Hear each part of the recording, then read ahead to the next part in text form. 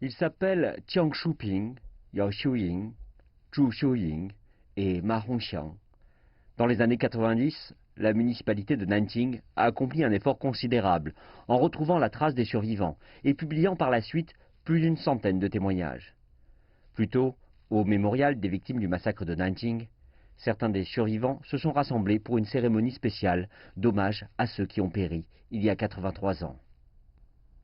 Le mémorial des victimes du massacre de Nanjing par les envahisseurs japonais a été construit à proximité d'un site où des milliers de corps de cette période dramatique de 6 semaines ont été enterrés.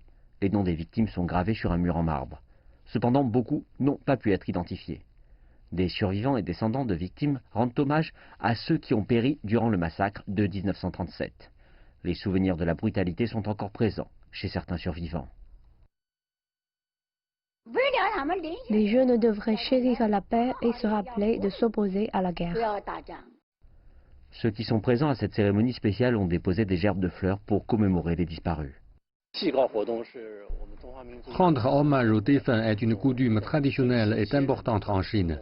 Le but de l'hommage familial annuel est de transmettre la mémoire historique des victimes du massacre. Un effort a débuté l'an dernier pour préserver la mémoire des descendants des victimes du massacre. Cela a été une initiative très populaire, beaucoup s'inscrivant afin de préserver l'héritage de cette tragique épreuve de 6 semaines. Le livre raconte la tragédie et la misère de ma grand-mère et de sa famille. J'espère que cela peut encourager les générations futures à se rappeler l'histoire et à chérir la paix.